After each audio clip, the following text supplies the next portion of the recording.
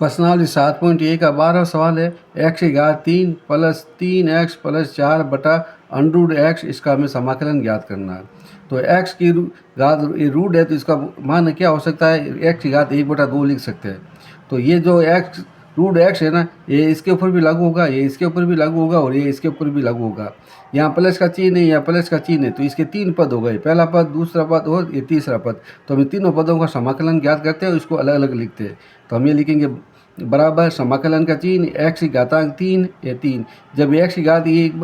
Root x होता है ना, ये रूट x है, इसका मतलब होता है x की घात 1/2 है। 1/2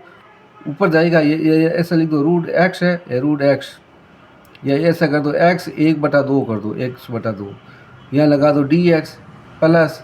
समाकलन का चिन्ह 3 को हमने बाहर लिखा, पीछे बच गया x और यहाँ लिखेंगे x 1/2 dx और प्लस 4 को बाहर लिखेंगे और यहाँ एक घात है तो लिखेंगे 1/x की घात 1/2 और यहाँ लिखा हमने dx। कहने का मतलब है कि जब ये रूट हो तो इसकी घात 1/2 होती है। अब हम इस घातांक को ऊपर ले जाएंगे तो ये लिखेंगे समाकलन x की घात 3, ये ऊपर गया तो क्या हो जाएगा 1/2 हो जाएगा। यहाँ लगा दिया dx प्लस 3 समाकलन ये x की घात 1 है, ये ऊपर जाएगा तो -1/2 हो जाएगा, प्लस यह लगा दो dx प्लस ये हमारे पास लिखा 4, ये 4, ये ऊपर जाएगा तो क्या हो जाएगा x की घात -1/2 हो जाएगा। ये हो गया हमारे पास dx। अब हम देखो -3/2 है, 3 दूनी 6, 6 में से निकाल दो तो 5 हो जाएगा। 3 -1/2 है, इसको सरल करेंगे तो क्या आ जाएगा, लसब 2 आया, भाग 2 बार गया, 2 को 3 से गुणा किया 6, इसका भाग 1 बार गया, 1 को 1 से इंटू करेंगे तो 1, पीछे क्या आ जाएगा 5/2। तो 3 दूनी 6, 6 में से बाकी निकाल दो तो पीछे हमारे पास क्या बच गया x की घात 5/2 dx प्लस 3 का 3, 2 एकम 2, 2 में से बाकी निकाल दो तो प्लस का 1/2 बच गया, x की घात 1/2 आगे लिख दिया dx प्लस 4 और ये समाकलन का चिन्ह और इधर भी समाकलन का चिन्ह, ये 4 का 4 लिखा है, x की घात -1/2 dx। अब हमारे पास फॉर्मूला कौन सा यूज होगा, फॉर्मूला यूज होगा ये समाकलन x की घात n प्लस 1 dx। घातांक है तो इसके अंदर क्या करना है, x की घात अगर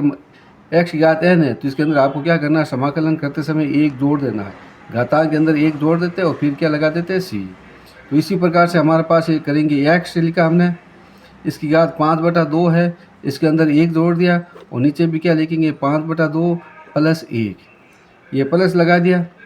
और हमारे पास ये क्या 3 है तो 3 लिखा, x की घात 1/2 है तो x की घात 1/2, इसके अंदर 1 जोड़ देते हैं और नीचे भी क्या लिखेंगे 1/2 प्लस 1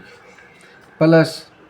4 का 4 लिखा, इसकी घात क्या -1/2 है, इसके अंदर 1 जोड़ देते हैं और यहाँ भी क्या लिखेंगे -1/2 प्लस 1 और जैसे फॉर्मूला लगाते हैं समाकलन का चिन्ह हटाते हैं तो यहाँ क्या लगा दिया हमने c कर दिया है। अब हम इसको सरल करते हैं हमारा सवाल। अब इसको कैसे सरल करना आप ध्यान से देखें,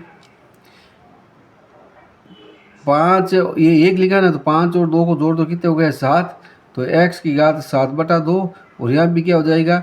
7/2 प्लस 3, ये प्लस का चिन्ह है तो 2 ने कितने हो गए 3, तो x की घात 3/2 और नीचे भी क्या हो जाएगा 3/2। अब ये माइनस है, ये लगा दिया प्लस, ये लिखा 4, 2 में से 1 बाकी निकाल दो तो पीछे क्या बच गया 1, तो ये हो जाएगा 1/2 बटे में ये भी क्या आ जाएगा 1/2 प्लस c। क्या करना है कि यहाँ 1 लिखा हो तो दोनों को जोड़ देते हैं, 5 और 2 कितने हो गए 7, 7/2, ये प्लस है और यहाँ 1 है, 2 कम 2, 2 और 5 कितने हो गए 7, 7/2, बीच में प्लस का चिन्ह है, 2 को 1 से गुणा किया 2, 2 के अंदर 1 जोड़ दिया 3, 3/2, 2 कम 2, 2 में 1 जोड़ दिया 3, 3/2, 2 कम 2, ये माइनस का चिन्ह है, 2 में से 1 माइनस कर दो तो क्या बचेगा 1/2, ये 2 ऊपर चला जाएगा, ये 2 ऊपर चला जाएगा, ये 2 ऊपर आ गया, ये 2 ऊपर चला जाएगा और ये 2 भी ऊपर चला जाएगा, तो ये कितना हो जाएगा हमारे पास हो जाएगा 2x की घात 7/2 बटा 7 प्लस 14, 3 से 3 काट दो, 2 ऊपर गया, 2 x की घात 1/2, x की घात 1/2 प्लस 4, 4 दूनी 8, 2 ऊपर चला जाएगा तो 4 दूनी कितना हो जाएगा 8 हो जाएगा, और x की घात 1/2 प्लस c।